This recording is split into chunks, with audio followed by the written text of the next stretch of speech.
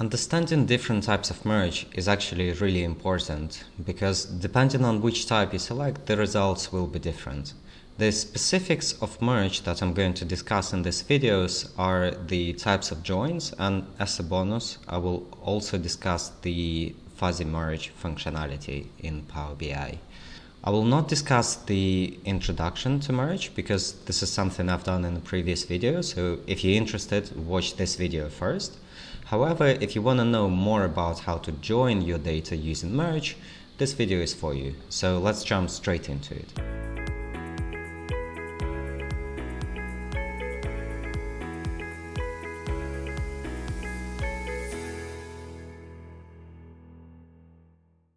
Okay, so first of all, I've written a blog article about different types of joins in merge, and I really recommend you go through it because I think just visualizing things in this Venn diagram style really helps to explain what merge does and what different joins do.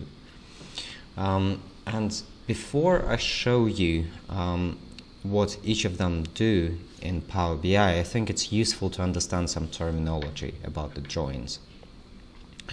First of all, we have left and right. So this represents two tables that we are trying to merge, and essentially we have the left table and the right table. So they are represented through this Venn diagram you're seeing on my screen right now. Now, if we go inside of Power BI, you will see left and right tables here in the screen. So the left table is always going to be the top one, and the right table is always going to be the bottom one. The second thing you need to understand would be inner and outer join. So as you see on the Venn diagram here, the inner join represents the inner section of these two tables, so the section where the values match. Outer join is kind of the opposite of inner join. So instead of just looking at the inner section of these two circles, it looks at full section of the two tables. And finally we have anti. So anti is the opposite of the regular joins. The regular joins return us the values that match, however anti-joins return us values that don't match. Now that we're familiar with all the terminology, let's look at how this practically applies to Power BI report building. In my report, I have this sales table and I also have the employee table right here. So let's say I want to merge them. So I'm going to go ahead and click merge, and then I will select my employee table. As I mentioned before, the sales table is at the top, so it's the left table in the sense of the join, and then the table at the bottom is the right table. As you see here, the join type is set to left outer, with left and right, whatever name you see in the join kind, this would give you a tip on which table is the more dominant one in this relationship. In the case of left outer join, the left table is more dominant, and I will show you what this means practically. If we click OK, and then if we try to bring out more columns, you see, so some nulls are returned, and essentially this is because the left table is more dominant. So all the rows in the left table are preserved. However, in the case of the right table, only the rows that have the match with employee ID in the left table are brought into our dataset. The ones that don't have the match essentially show us null. So that's what we mean by a dominant table. Now let's look at what happens if we make the right table dominant. So I'm going to delete this step, and I'm going to double click on merge queries and change the join kind. And now let's look at what happened when we changed the join kind. So even though we have 100 rows in our left table, the preview is telling us the selection matches 78 out of 98 rows from the second table. So this preview is already recognizing that the more dominant table in this relationship is the right table, which is the table at the bottom. So let's see what happens now. Once we click OK and we expand. So you see now we only have 98 rows. So the number of rows decreased. This is the first difference. But also we no longer have any blanks in the tables that we brought into our left table. However, we have some blanks for the columns that were originally there. And now if I scroll down, you will see what happens. So those rows were previously filtered out in the left join, and in the case of the right join, they are preserved during the merge. We just get the nulls for the columns that were already there. So far, the joins that we used had the dominant table and the less dominant table. However, if you want to make it an equal relationship between the tables and none of them is more dominant, you can change things to full outer.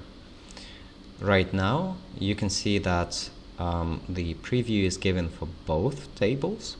So Power BI is recognizing that none of them is more dominant than the other.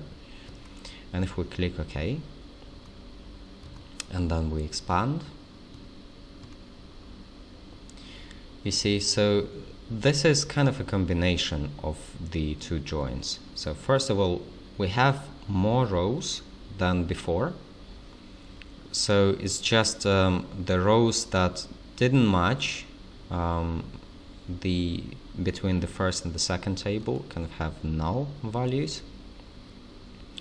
So, 841 was not found inside of the employee table. Therefore, you just get null values for 841. Now, if we scroll down even further, you will essentially see that, test 400 had the employee ID of 400. This employee ID was not found in the sales table before the merge, so therefore we get the null values for it. That's essentially how full outer join works. It's a mixture of left join and the right join. Now let's imagine for a second that you didn't want to have any null values in your table. So what you could do is you could do the full outer join and then just filter out all the null values like this in the filters, and then scroll horizontally and remove the null values from here. There you go, no null values are left. However, we had to do several steps in order to do this. You could do all of this in one step if you just use the inner join, and let me show you how this works. So again, we go to our merged queries and we change the join type to inner join and we click OK. And now when we expand,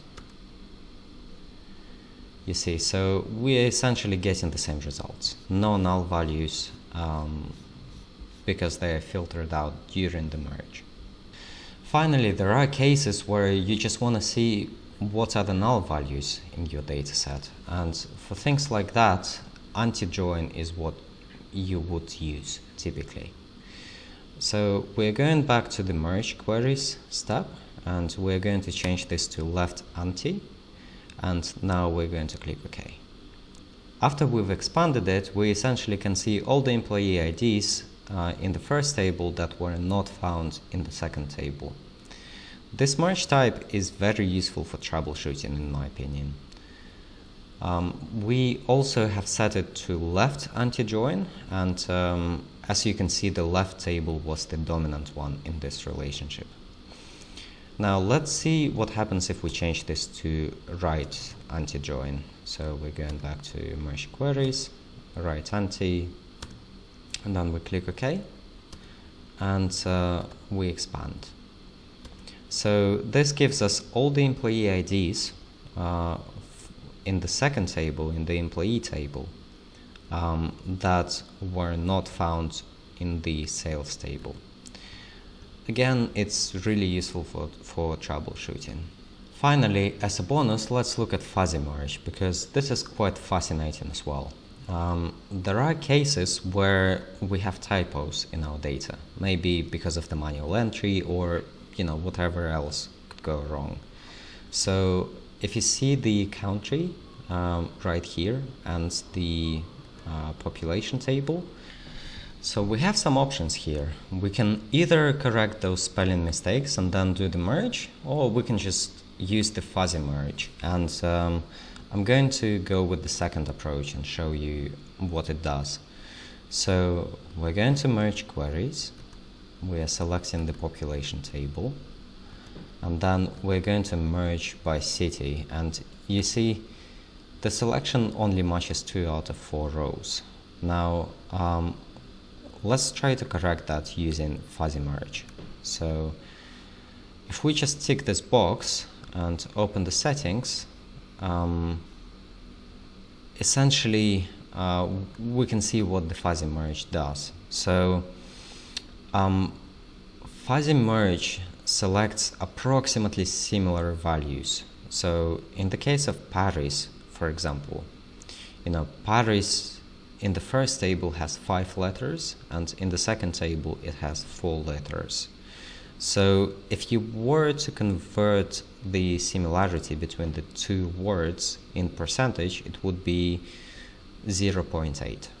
So with fuzzy merge, we can say that if the similarity is above 0.8, then we want the merge to happen.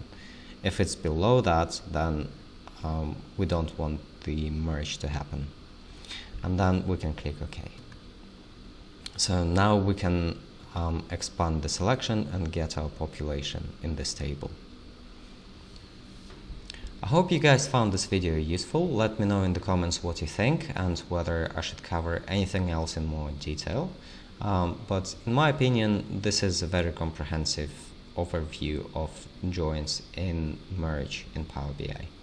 If you have any questions, let me know in the comments, and I'll see you in the next video.